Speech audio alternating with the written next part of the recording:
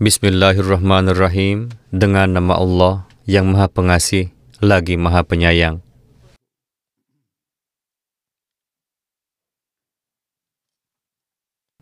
Para tamu yang saya hormati, semoga kedamaian dan rahmat Allah Ta'ala terlimpah kepada Anda semua.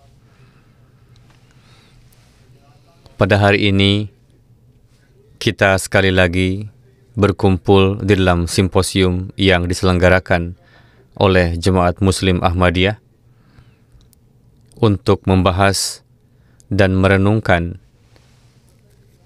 bagaimana upaya kita agar dapat menjembatani perpecahan yang ada di dalam masyarakat dan membangun perdamaian yang sejati di dunia.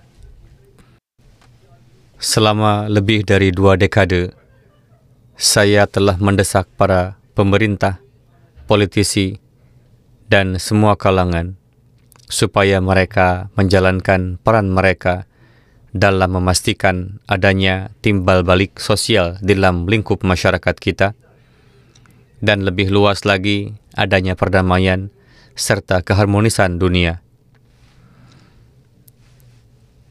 Saya telah menyatakan pandangan saya tentang bagaimana kita dapat mengakhiri segala bentuk peperangan, baik konflik yang dilakukan atas nama agama atau yang bersifat geopolitik. Saya tidak hanya menyampaikan tentang kebutuhan mendesak untuk mengakhiri perang antar negara, tetapi juga untuk mengatasi segenap kegelisahan yang dirasakan oleh masyarakat setempat dan mengupayakan perdamaian di negara-negara yang di dalamnya terjadi perang saudara atau perselisihan internal. Tentu saja, sejarah mengajarkan kita bahwa konflik dalam negeri dapat berkembang menjadi perang regional yang seringkali dipicu oleh adanya campur tangan dan pengaruh kekuatan eksternal serta memicu ketidakstabilan dan perpecahan di negara lain semata demi memenuhi kepentingan mereka. Dalam beberapa dekade terakhir, kita telah menyaksikan dampak mengerikan dari campur tangan tersebut di negara-negara seperti Kuwait, Irak, Suriah, dan Sudan.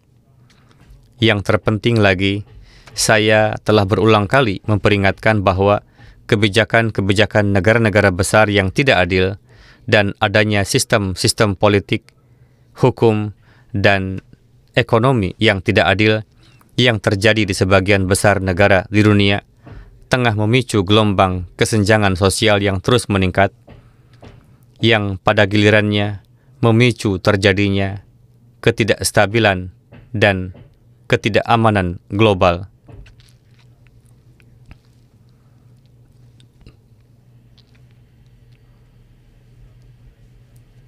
Selama bertahun-tahun, para politisi, intelektual, dan berbagai kalangan masyarakat senantiasa sepakat dengan pernyataan saya bahwa kita harus berjuang demi perdamaian. Namun, banyak juga yang mengutarakan pendapatnya, baik secara langsung maupun tidak langsung, bahwa saya salah jika meyakini bahwa konflik yang ada dapat meningkat menjadi perang global dan bahkan memicu penggunaan senjata nuklir. Banyak pihak menilai bahwa ini adalah sikap yang terlalu pesimistis. Bahkan beberapa dari mereka yang bergelut erat dalam urusan dunia, seperti para politisi, jurnalis kebijakan luar negeri, dan analis, tidak setuju dengan saya hingga waktu yang lama, baik dikarenakan adanya idealisme dan keinginan mereka untuk melihat dunia melalui kacamata berwarna mawar mereka, atau mungkin karena ketidakmampuan mereka untuk mengambil pelajaran dari sejarah. mereka tampaknya mengabaikan adanya kesenjangan yang semakin besar yang terjadi dalam hubungan internasional dalam beberapa dekade terakhir. Mungkin mereka hanya tidak ingin menerima kenyataan yang ada di hadapan mereka.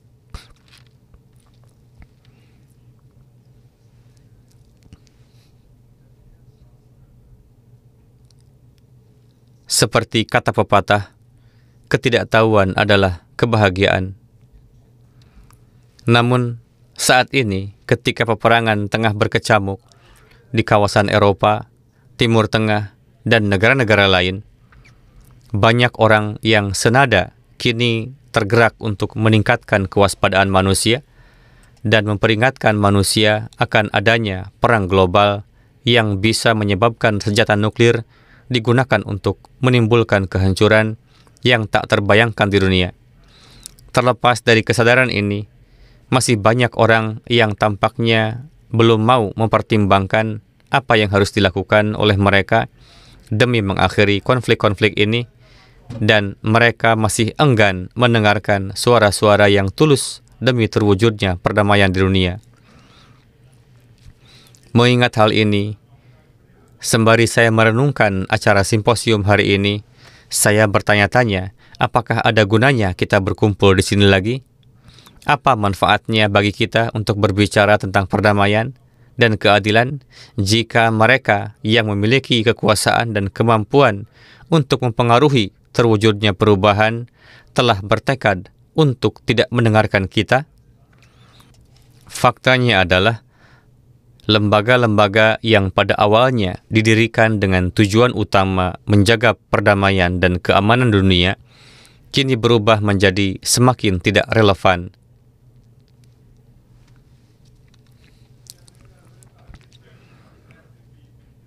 Sebagai contoh, PBB telah menjadi sebuah badan yang lemah dan hampir tidak berdaya karena hanya segelintir negara yang dominanlah yang menjadi pemegang seluruh kekuasaan, dan mereka dengan mudah mengesampingkan pandangan mayoritas. Alih-alih memutuskan setiap perkara berdasarkan fakta dan kemanfaatannya, negara-negara justru membentuk aliansi dan memberikan suara berdasarkan kepentingan mereka masing-masing. Pada akhirnya, keputusan penting dibuat oleh segelintir negara yang mempunyai hak veto. Alih-alih dengan setia memperjuangkan perdamaian dan keadilan, mereka malah menggunakan hak veto mereka seperti halnya trump card yang dikeluarkan ketika kepentingan sempit mereka terancam. Terlepas dari apakah keputusan mereka justru akan menghancurkan perdamaian dan kemakmuran negara lain dan menyebabkan kematian banyak orang dan kebinasaan rakyat yang tidak bersalah. Oleh karena itu, hendaknya hal ini jelas bahwa selama ada hak veto, maka neraca keadilan tidak akan pernah bisa seimbang.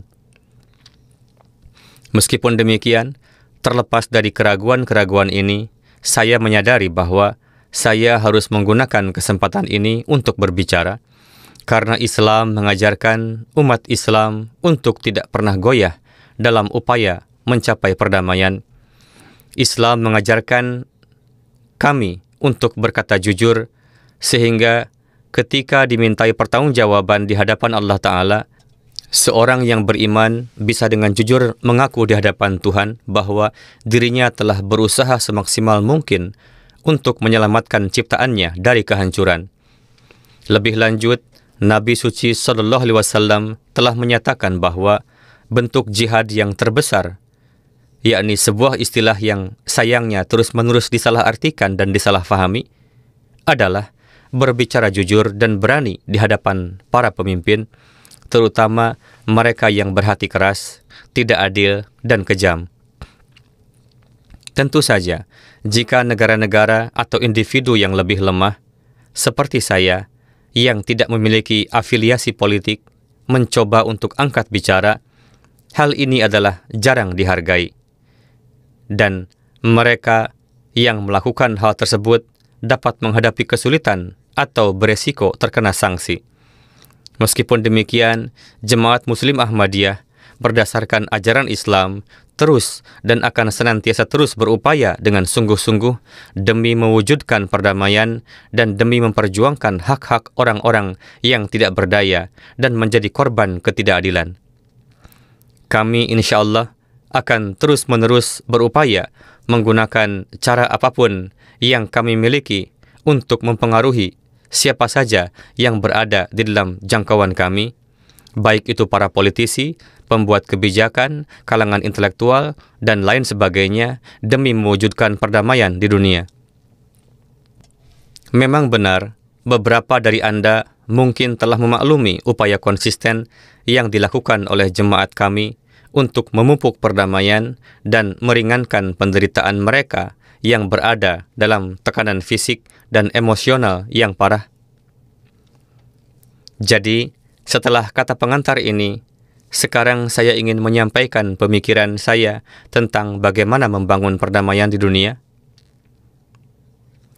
Dalam kaitannya dengan agama, tidak ada satu pun para pendiri agama besar, baik Nabi Isa alaihissalam, Nabi Musa alaihissalam, dan para Nabi Allah lainnya, maupun pendiri Islam, Nabi Muhammad SAW, pernah mengajarkan para pengikutnya untuk mengabaikan kedamaian masyarakat dan melakukan ketidakadilan atau agresi. Meskipun benar bahwa dalam keadaan ekstrim tertentu, mereka diizinkan untuk menggunakan kekuatan secara terbatas, namun hal ini selalu dilakukan semata-mata dengan tujuan untuk mengakhiri perang dan penindasan. Adapun Islam secara harfiah berarti perdamaian, dan setiap aspek ajarannya mencerminkan nama ini. Misalnya, dalam kitab suci Al-Quran surah 42 ayat 41, Allah Ta'ala memerintahkan bahwa ketika seseorang atau suatu bangsa dianiaya, jangan sekali-kali memberikan jawaban yang tidak proporsional atau menyimpang ke dalam ranah balas dendam. Lebih lanjut, Allah Ta'ala berfirman, memaafkan adalah lebih baik jika hal ini dapat membawa pada perbaikan. Dalam surah 49 ayat 10 Al-Quran Suci menyatakan bahwa jika dua negara sedang berperang, maka suatu pihak yang netral harus menjadi penengah di antara mereka dan harus berupaya mewujudkan perdamaian berdasarkan prinsip keadilan dan kesetaraan. Jika setelah berdamai, salah satu pihak melanggar ketentuan perjanjian dan kembali melakukan peperangan, maka negara-negara lain harus bersatu melawan pihak agresor atau yang menyerang, sampai pihak tersebut berhenti melakukan tindakan kekerasan. Begitu tindakan ini berhenti, maka negara-negara lainnya juga harus berhenti menggunakan jalan peperangan. Tujuannya harus tetap untuk membangun perdamaian yang berkelanjutan yang didasari oleh keadilan. Tidak boleh ada pihak ketiga yang mengambil keuntungan dari kerentanan pihak-pihak yang saling bertikai dengan merampas hak-hak mereka demi keuntungannya sendiri. Jika prinsip ini dipatuhi di PBB dan badan-badan terkait lainnya, maka konflik-konflik akan dapat diselesaikan dengan jauh lebih damai dan cepat. Namun, perdamaian sejati tidak mungkin terwujud selama negara-negara, baik secara langsung atau melalui sekutu kuat mereka, dapat menggunakan hak veto. Sayangnya, karena kurangnya keadilan, nasib PBB tampaknya akan mencerminkan nasib pendahulunya yang gagal, yaitu Liga Bangsa-Bangsa.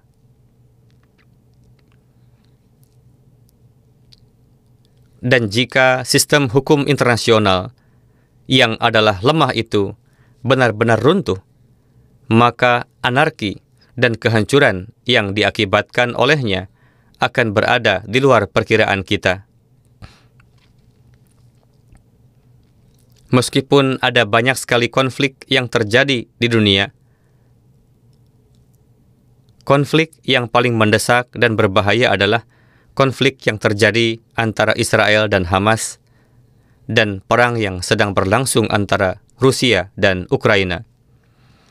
Sebagian orang mungkin yakin atau mungkin diharuskan untuk percaya bahwa konflik antara Israel dan Palestina adalah perang agama. Namun kenyataannya, ini adalah konflik geopolitik dan teritorial. Adapun perang di Ukraina jelas sekali merupakan perang geopolitik yang dilakukan karena alasan kepentingan teritorial. Saya sangat yakin bahwa hanya ada satu cara untuk mengakhiri perang ini, dengan memastikan bahwa keadilan ditegakkan dan bahwa penyelesaian apapun yang dilakukan didasarkan pada prinsip kesetaraan dan bukan berdasarkan pada apa yang lebih bermanfaat bagi kepentingan kekuatan yang ada di luar. Jika tidak, maka tidak akan ada manfaatnya bagi PBB maupun hukum internasional. Dan akibatnya, satu-satunya aturan yang akan berpengaruh adalah aturan yang menyatakan yang kuat adalah yang benar. Dalam kaitannya dengan perang Ukraina, Rusia mempunyai hak veto di Dewan Keamanan PBB. Sementara Ukraina juga mempunyai hak veto dikarenakan aliansinya dengan negara-negara Barat yang memiliki keanggotaan tetap Dewan Keamanan. Bagaimana bisa penyelesaian suatu konflik dapat disepakati jika kedua belah pihak secara efektif dapat menggunakan hak veto? Bagaimana bisa masing-masing pihak berkeinginan untuk mengambil tindakan bahkan 1 inci pun jika mereka tahu bahwa negara-negara itu dapat memveto kesepakatan apapun yang tidak sepenuhnya menguntungkan mereka? Mengenai apa yang terjadi di Gaza, meskipun Israel dan Palestina mempunyai sekutu masing-masing, hak veto hanya digunakan untuk kepentingan Israel semenjak perang ini berkecamuk beberapa bulan lalu. Misalnya, pada bulan Februari, 13 dari 15 anggota Dewan Keamanan PBB memberikan suara mendukung gencatan senjata segera di Gaza. Namun, Amerika Serikat menggunakan hak vetonya dan resolusi tersebut pun dikalahkan. Bagaimana bisa perdamaian tercipta jika pandangan mayoritas begitu mudahnya untuk dikesampingkan? Itu sungguh bukanlah keadilan, melainkan penolakan terhadap demokrasi dan prinsip kesetaraan. Bertentangan dengan hukum buatan manusia ini, ajaran Islam sangat menekankan prinsip keadilan yang sedemikian rupa sehingga Al-Quran surah kelima ayat 9 menyatakan bahwa permusuhan terhadap suatu bangsa atau umat tidak boleh mendorong seseorang untuk menyimpang dari jalan keadilan, dan menempuh jalan keadilan seperti demikian adalah lebih dekat dengan ketakwaan. Bahkan orang yang tidak beragama pun pasti akan menyadari hikmah dan manfaat dari penerapan standar keadilan yang istimewa ini.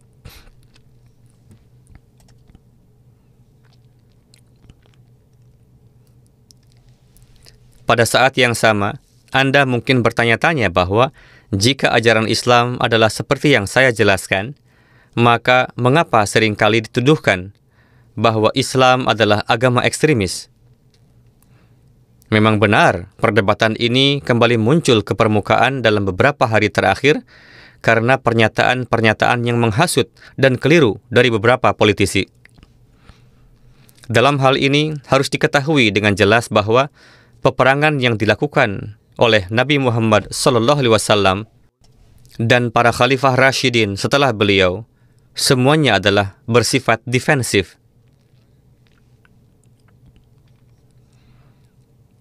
Al-Quran mengizinkan umat Islam untuk melakukan perlawanan hanya sebagai upaya terakhir setelah mereka diserang secara dahsyat oleh para penentang Islam dan setelah mereka menjadi korban penganiayaan yang berkepanjangan selama bertahun-tahun.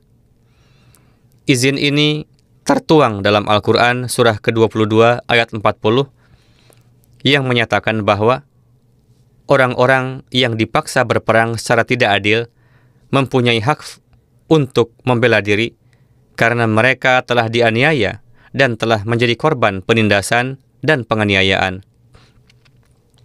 Terlebih lagi, Al-Quran menjelaskan bahwa izin untuk melawan diberikan bukan hanya untuk melindungi Islam, tetapi juga untuk melindungi semua agama dan untuk menjunjung tinggi prinsip kebebasan beragama dan berkeyakinan.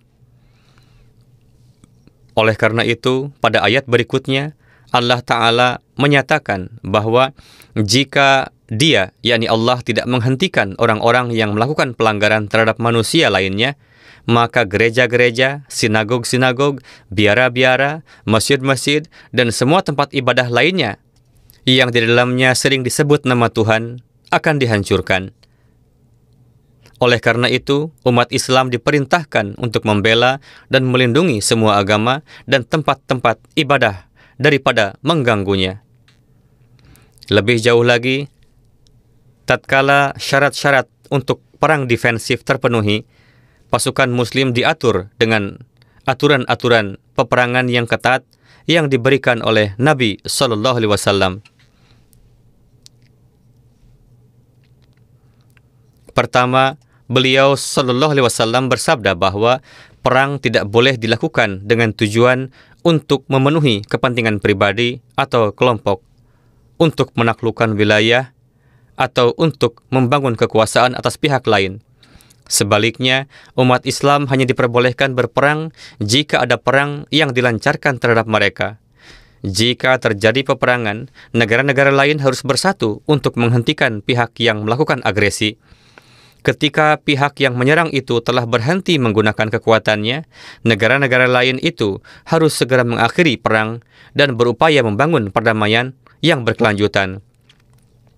Selain itu, Nabi Muhammad SAW dengan tegas melarang penyerangan terhadap warga sipil, sesuatu yang sangat umum terjadi dalam peperangan di era modern ini. Lebih lanjut, beliau menginstruksikan umat Islam untuk memastikan bahwa peperangan yang terjadi harus dalam ruang lingkup yang sangat terbatas. Segala bentuk ekskalasi atau perluasan perang, baik dari segi wilayah maupun sarana, harus dihindari. Islam juga mengajarkan bahwa kecuali lawan menggunakan tempat ibadah sebagai markas militernya, maka tidak boleh melanggar kesucian tempat ibadah dengan cara berperang di dekat atau bahkan di dalamnya.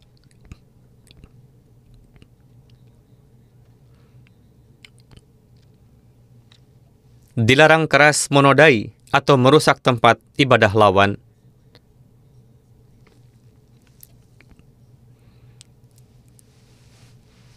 Selanjutnya, Nabi Muhammad SAW melarang praktik umum yang sebelumnya dilakukan, yaitu merusak dan memutilasi tubuh prajurit musuh dan memerintahkan agar jasad mereka diperlakukan dengan hati-hati dan hormat.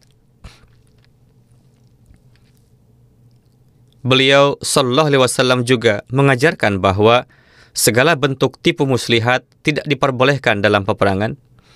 Sebagaimana telah diterangkan sebelumnya, para perempuan, anak-anak, orang lanjut usia, dan warga sipil tak berdosa lainnya tidak boleh dijadikan target. Demikian pula para pendeta, rabi, atau pemuka agama lainnya tidak boleh diganggu atau dihalangi dalam menjelaskan tugas keagamaannya. Nabi SAW juga melarang tentara Muslim untuk menimbulkan teror atau ketakutan dalam bentuk apapun di kalangan masyarakat umum selama perang. Memang benar, siapa saja yang tidak ikut berperang dan warga sipil harus diperlakukan dengan baik, dan tidak boleh ada ketidakadilan yang dilakukan terhadap mereka.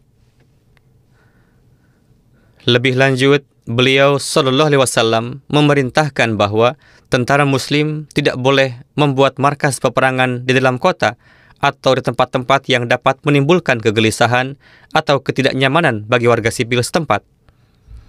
Beliau menyatakan bahwa selama pertempuran, tentara Muslim tidak boleh menebas lawan pada wajahnya dan harus menimpakan kesulitan dan kerugian yang seminimal mungkin pada mereka.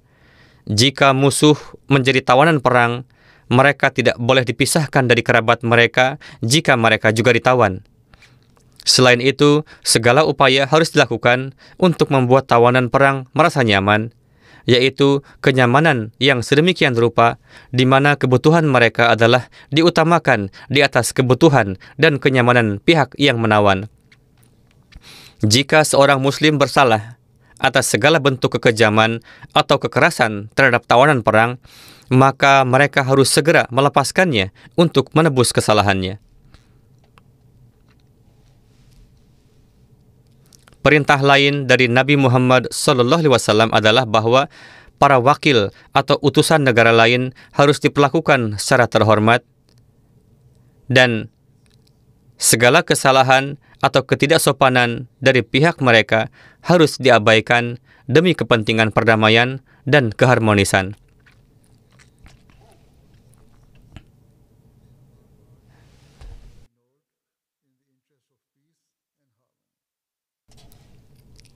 Jadi, ini adalah aturan dasar perang dalam Islam, dan Nabi SAW bersabda bahwa jika seorang Muslim melanggar prinsip-prinsip ini, hal itu menunjukkan bahwa mereka tidak memperjuangkan keadilan.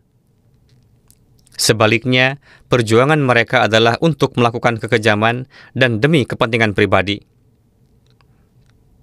Tidak diragukan lagi, setiap negara dan pemerintahan Muslim harus mematuhi ajaran Islam ini.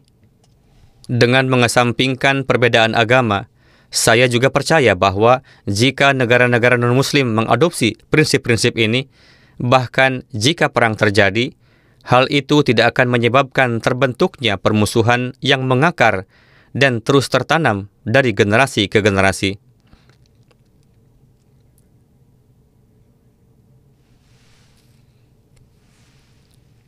Jadi, semua negara yang terlibat dalam peperangan, baik negara-negara Barat, negara-negara yang menyimpan permusuhan terhadap dunia Islam, atau negara-negara Muslim, harus menyadari bahwa perdamaian hanya dapat dibangun jika mereka bertindak berdasarkan prinsip-prinsip peperangan dan penyelesaian konflik. Jika tidak, kita berada di ambang bencana perang dunia global yang pasti akan menyebabkan tingkat kehancuran dan pembantaian besar-besaran, yang mana hal ini adalah jauh di luar bayangan kita. Seperti yang telah saya katakan sebelumnya, banyak orang yang kini menuju pada kesimpulan yang sama. Misalnya, Profesor Jeffrey Sachs, seorang ekonom terkemuka dari Universitas Columbia, menulis, dunia berada di ambang bencana nuklir, sebagian besar disebabkan oleh kegagalan para pemimpin politik Barat untuk berterus terang mengenai penyebab-penyebab meningkatnya konflik-konflik global. Ia melanjutkan, narasi dari negara-negara Barat yang tiada henti bahwa Barat adalah negara yang mulia, sedangkan Rusia dan Tiongkok adalah negara yang jahat, adalah sebuah pemikiran yang rendah dan sangat berbahaya. Ini adalah upaya untuk memanipulasi opini publik agar tidak menghadapi diplomasi yang sangat nyata dan mendesak. Profesor Sachs melanjutkan, yang terpenting, pada masa yang sangat berbahaya ini, para pemimpin Eropa harus mengejar sumber keamanan Eropa yang sebenarnya, bukan hegemoni AS, namun pengaturan keamanan Eropa yang menghormati kepentingan keamanan yang sah bagi semua negara Eropa, tentu saja termasuk Ukraina dan juga termasuk Rusia, yang terus menolak perluasan NATO hingga ke Laut Hitam. Pada tahap ini, diplomasi, bukan eskalasi militer, adalah jalan yang benar menuju kedamaian Eropa dan global. Selain itu, Banyak yang telah ditulis dan diungkapkan mengenai perang yang sedang berlangsung antara Israel dan Hamas dan situasi kemanusiaan yang parah di Gaza yang semakin memburuk dari hari ke hari. Misalnya, dalam wawancara baru-baru ini, Senator AS Bernie Sanders, yang juga seorang Yahudi, mengecam keras tindakan pemerintah Israel. Dia mengatakan, apa yang dilakukan Netanyahu dan pemerintahan sayap kanannya saat ini terhadap rakyat Palestina di Gaza tidak lagi dapat digambarkan dan tidak dapat diungkapkan dengan kata-kata. Maksud saya, kita lihat ada 25 hingga 26 ribu orang yang sudah terbunuh. Ini angka saat itu, saat diwawancarai. Sekarang angkanya sudah melampaui angka tersebut. 2/3 adalah perempuan dan anak-anak. 65 ribu orang terluka. Kita melihat 70% rumah di Gaza rusak atau hancur. Anda melihat 1,8 juta orang diusir dari rumah mereka. Hanya Tuhan yang tahu kemana mereka pergi.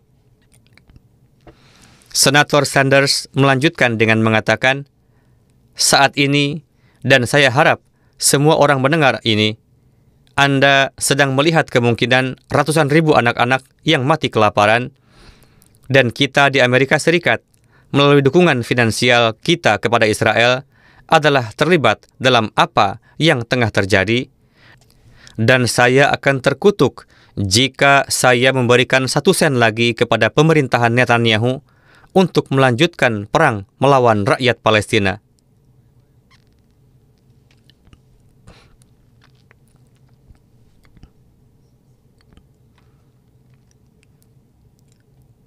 Ketika ditanya tentang apakah dan bagaimana penyelesaian di Timur Tengah dapat dicapai, Senator Sanders menuturkan, sejarah di kawasan ini sangat buruk. Ini ada kaitannya dengan peristiwa Holocaust. 6 juta orang Yahudi. Ini berkaitan dengan pengusiran ratusan ribu warga Palestina dari rumah mereka. Namun pada akhirnya, rakyat Palestina memang berhak atas tanah air mereka sendiri. Jadi, kita sedang membicarakan solusi 2 negara. Selain dari 2 tokoh yang saya kutip tadi, banyak tokoh lain yang ungkapan mereka kini mencapai kesimpulan yang sama mengenai keadaan kritis dunia yang telah lama saya peringatkan. Saya tidak merasa puas dengan keadaan ini. Sebaliknya, dengan sepenuh hati, saya berharap dan berdoa agar sebelum terlambat, dunia menjadi sadar dan mengakhiri kebrutalan dan peperangan yang tengah terjadi di dunia. Tentu saja, menurut saya, harus ada gencatan senjata penuh antara Israel dan Hamas atau Palestina. Dan juga dalam perang antara Rusia dan Ukraina. Setelah itu, alih-alih menghasut sekutu masing-masing untuk melakukan peperangan lebih lanjut, semua anggota masyarakat internasional harus memprioritaskan peningkatan upaya bantuan untuk membantu mereka yang sangat membutuhkan dan fokus untuk mewujudkan penyelesaian yang langgeng dan damai.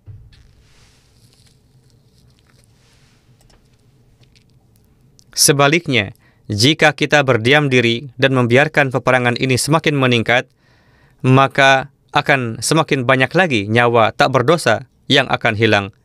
Dan tentu saja, sejarah akan menilai kita dengan hina sebagai penyebab kehancuran dan kesengsaraan kita sendiri.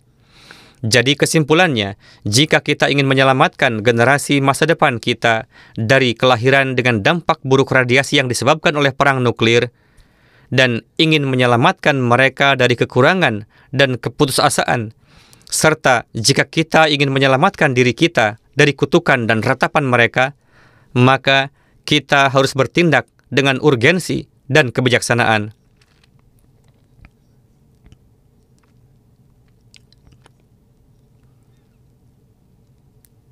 Para pemimpin politik dan mereka yang memiliki akses sebagai pembuat kebijakan harus mempunyai pandangan jangka panjang mengenai apa yang terbaik bagi umat manusia dan bukannya dibutakan oleh keinginan egois dirinya demi menyatakan superioritas mereka atas orang lain. Kita semua harus bersatu, mengesampingkan kepentingan nasional, politik, dan kepentingan demi kebaikan umat manusia, dan harus memastikan bahwa kita mewariskan dunia yang sejahtera untuk generasi mendatang.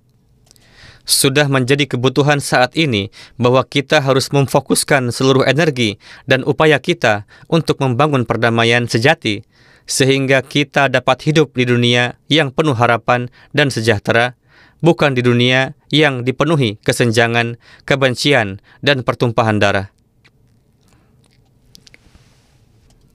Dengan kata-kata ini, saya dengan tulus berterima kasih kepada semua tamu kami yang telah bergabung dengan kami malam ini dan telah menyimak apa yang saya sampaikan. Saya memohon maaf karena telah berbicara panjang lebar, namun saya merasa perlu untuk melakukannya, mengingat keadaan dunia yang tengah genting. Terima kasih, dan sekali lagi saya menyampaikan penghargaan yang tulus kepada Anda semua. Terima kasih banyak.